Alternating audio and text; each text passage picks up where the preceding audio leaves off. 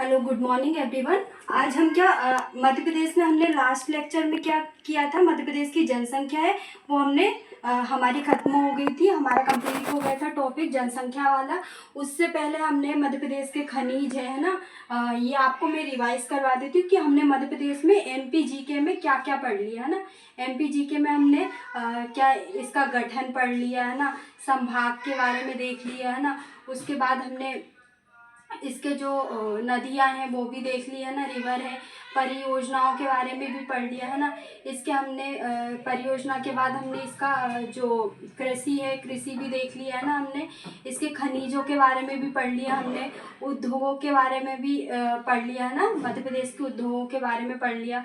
उसके बाद हमने जनसंख्या के बारे में भी देख लिया मध्य प्रदेश की, और मध्य प्रदेश के और भी कुछ टॉपिक है वो हमने कंप्लीट कर लिए। ये हमारी क्या मध्य प्रदेश की ज्योग्राफी में आते हैं, तो हमने मध्य प्रदेश की ज्योग्राफी पढ़ ली है ना। मध्य प्रदेश की ज्योग्राफी हमने पढ़ ली है ना।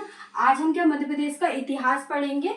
मध्य प्रदेश का इतिहास है वो स्वतंत्रता संग्राम है ना, उसमें क्या क्या भूमिका थी तो हम ये देखेंगे ना। फिर उसके बाद हम जो मध्य प्रदेश की पॉलिटी है वो देखेंगे, और नेक्स्ट जो भी रहेगा मध्य प्रदेश की जनजातियाँ वो देखेंगे है ना। तो आज हम मध्य प्रदेश के इतिहास के बारे में देखते हैं। तो सबसे पहले इतिहास जानने के लिए कि मध्य प्रदेश में क्या इतिहास रहा है, कौन कौन से वंश का शासन था, क्या क्या चीज़ें थी, उसके लिए बेसिक इन्फॉर्मेशन बहुत ज़रूरी है। तो जैसे जैसे इंडिया लेवल में हमने देखा है कि 3 भागों में इसको बांटा है, प्राचीन, मध्य और आधुनिक है ना।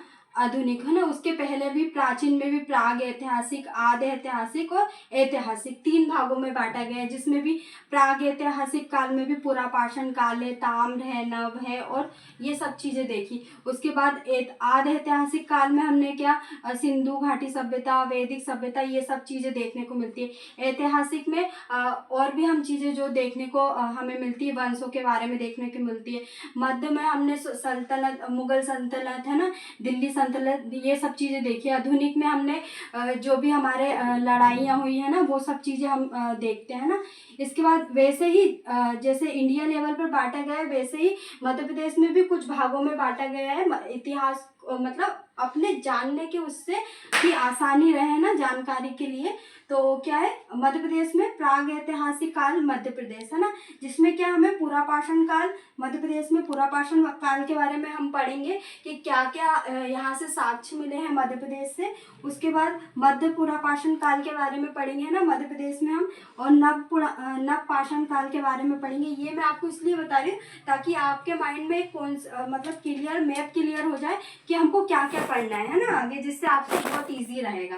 उसके बाद हमको क्या पाषाण काल व ताम्र पाषाण काल पढ़ना है ना, जिसमें क्या ताम्र पाषाण काल के साक्ष्य कहाँ से मिले हैं ना, कायथा से मिले हैं ना। कायथा के बाद एरन से मिले, एरन के बाद नब्दा टोली, नब्दा टोली कहाँ पे, खरगोन में। आगरा से मिले, और डांगवाला से मिले, नागदा से, और खेड़ी, खेड़ी नामा कहाँ पर है, हमारा होशंगाबाद में है ना।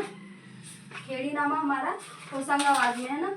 उसके बाद जो कायथा है, कायथा हमारा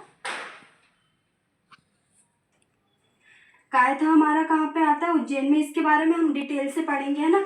एरन कहाँ पे, सागर में आता है। वैसे ही नब्दा टोली कहाँ जो सिंगरौली में है ना, और आगरा का हमारा मंदसौर में आता है ना।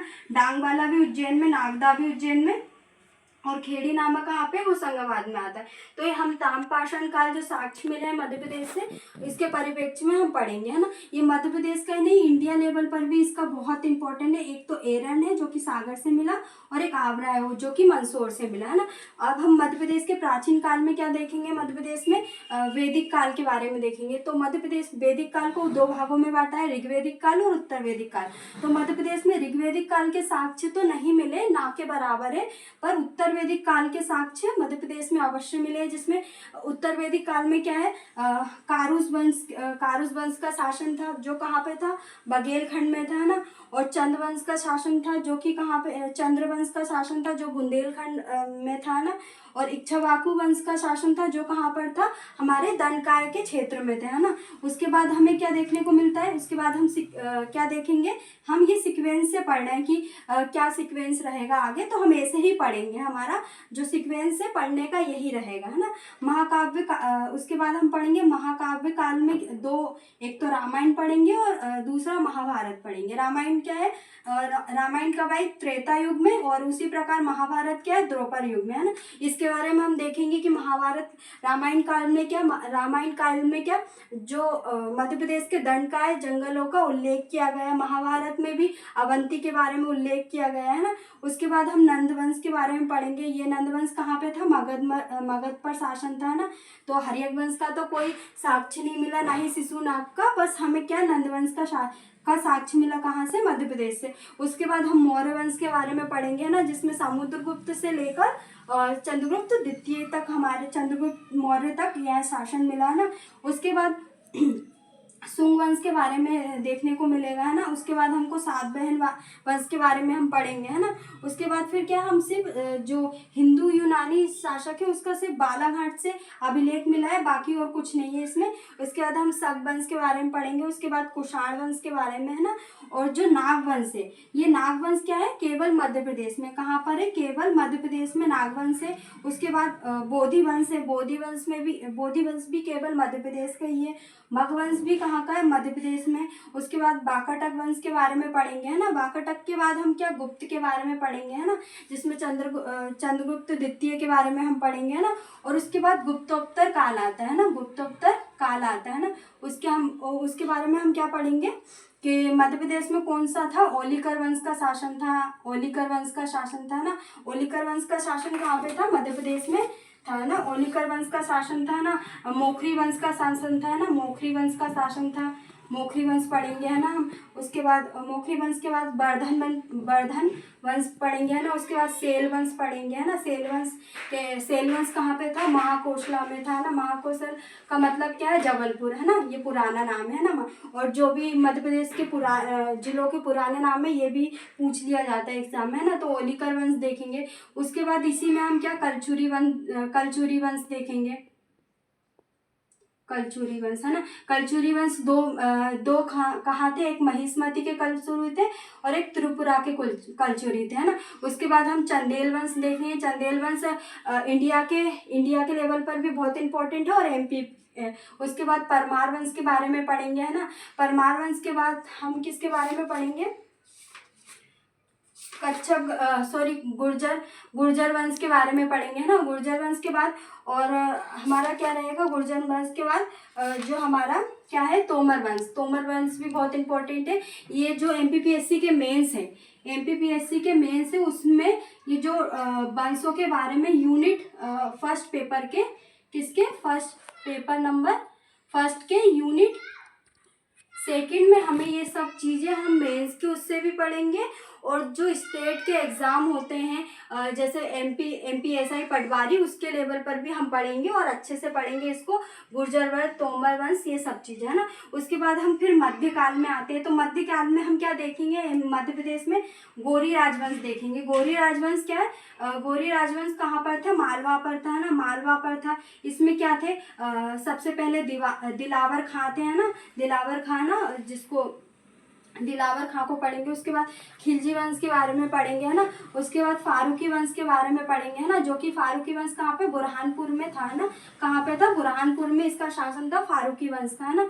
उसके बाद मालवा पर मुगलों का अधिकार हो गया था। उसके बाद ये पढ़ेंगे, जिसमें हम प्रमुख शासक कौन है, बाज बहादुर, है ना, इनके बारे में देखेंगे। प्रमुख रियासत के बारे में पढ़ेंगे, ये बहुत इंपॉर्टेंट है, जो कि हमारे जो एमपीपीएससी मेंस है, एमपीपीएससी मेंस का पेपर फर्स्ट के पार्ट ए में क्या है, यूनिट 5 में ये जो रियासत है उसके बारे में दिया है। तो हम मेंस के उससे भी इसको कंप्लीट कर देंगे, है ना, कि मेंस में भी हम इसको अच्छे से लिख सके, ऐसा पढ़ेंगे, है ना। तो हम क्या पढ़ेंगे, बुंदेलखंड की रियासत देखेंगे, बघेलखंड की रियासत देखेंगे। उसके बाद बुंदेलखंड में कौन कौन सी ओरछा रियासत आ जाएगी, हमारी चंदेली रियासत आ जाएगी, ये सब देखेंगे। उसके बाद बघेलखंड पढ़ेंगे हम, फिर सिंधिया रियासत देखेंगे। सिंधिया कहाँ पर थी, मुख्य रूप से ग्वालियर क्षेत्र में थी, है ना। उसके बाद होलकर पढ़ेंगे, होलकर कहाँ पर थे, इंदौर में, जिसमें किसका शासन था, अहिल्याबाई होलकर का शासन था, है ना। उसके बाद भोपाल रियासत पढ़ेंगे, जिसमें क्या प्रमुख हमको क्या बेगमों का शासन देखने को मिलेगा, किसमें, बेगमों का शासन देखने को, जिसमें रजिया सुल्तान, ये सब चीज़ें हम सॉरी रजिया तो प्रथम भारत की बेगम थी। बाकी भोपाल के बारे में हम पढ़ेंगे, प्रमुख बेगमों के बारे में पढ़ेंगे। उसके बाद क्या हम आधुनिक काल पे आएंगे। आधुनिक काल में क्या देखेंगे, आधुनिक काल में हम सबसे पहले बुंदेला विद्रोह देखेंगे, है ना, जो एमपी में हुआ था। तो कब हुआ था, 1842 में बुंदेला विद्रोह हुआ था, उसके बारे में हम इन डिटेल पढ़ेंगे, है ना। उसके बाद क्या 1857 की क्रांति में जो मध्य प्रदेश का योगदान है, मध्य प्रदेश का बहुत योगदान है 1857 की क्रांति में, है ना, तो हम इसको अच्छे से पढ़ेंगे। उसके बाद हम क्या देखेंगे, झंडा सत्याग्रह कहाँ पर हुआ था, किसके द्वारा कराया गया था, ये सब देखेंगे, है ना। उसके बाद सविनय अवज्ञा आंदोलन देखेंगे, है ना, ये किसके, गांधी जी द्वारा करवाया गया ना, जिसमें हम सब चीज़ें डिटेल में देखेंगे। उसके बाद जंगल सत्याग्रह कहाँ पर हुआ था, क्यों हुआ था, किसने किया था, ये सब चीज़ें हम अच्छे से पढ़ेंगे। फिर पंजाब मेल हत्याकांड कहाँ पे हुआ था, ये सब चीज़ें हम देखेंगे, है ना, अच्छे से। चरण पादुका नरसंहार कब हुआ था ना, ये कहाँ पर हुआ था, चरण पादुका नरसंहार छतरपुर में हुआ था ना, इसके बारे में हम अच्छे से पढ़ेंगे, है ना। और त्रिपुरा अधिवेशन, है ना, इसको जो चरण पादुका नरसंहार है, इसे क्या बोलते हैं, मध्य प्रदेश का जलियांवाला हत्याकांड भी बोलते हैं ना। ये और त्रिपुरा अधिवेशन देखेंगे, है ना, जो कि त्रिपुरा में अधिवेशन हुआ था, 53वां अधिवेशन हुआ था, उसके बारे में हम देखेंगे। उसके बाद क्या देखेंगे हम, जो मध्य प्रदेश का गठन है उसको 1861 के अंतर्गत देखेंगे। तो ये सब चीज़ें हम अभी जो हिस्ट्री है मध्य प्रदेश की, उसमें हम इतनी सारी चीज़ें पढ़ेंगे और इसको इन डिटेल पढ़ेंगे, जो कि हमारे एमपीपीएससी हो गया है ना, एमपीपीएससी का प्री हो गया है ना, एमपीएसआई हो गया है ना, सभी एग्जाम में आता है। उसके बाद पटवारी का हो गया, पटवारी के बाद सुपरवाइजर का हो गया। जो एमपी के जितने भी एग्जाम हैं उन सभी एग्जाम के लिए बहुत इंपॉर्टेंट टॉपिक है। और स्पेशली एमपीपीएससी का जो मेंस है उसके मैं हिस्ट्री का अभी बता रही हूँ आपको। बाकी तो जो एमपी का पूरा मतलब वेटेज सबसे ज़्यादा मेंस में एमपी का ही है ना। तो हम क्या पढ़ेंगे, पेपर फर्स्ट में पार्ट ए में क्या हमारा पूरा सेकंड यूनिट नंबर सेकंड पूरी क्या है, एमपी है। उसके बाद यूनिट नंबर जो फोर्थ है उसमें भी क्या एमपी का कुछ दिया हुआ है ना। और यूनिट नंबर 5 है ना, तो इसमें हम पूरी रियासत पढ़ेंगे और इसमें पूरी जो प्राग ऐतिहासिक काल से तोमर वंश है ना, परमार वंश है, चंदेल वंश है और जो गर्दभिल्ला वंश है ना, ये सब चीज़ें हम देखेंगे, है ना। तो नेक्स्ट हमारा लेक्चर जो हम कहाँ से स्टार्ट करेंगे, प्राग ऐतिहासिक मध्य प्रदेश से स्टार्ट करेंगे।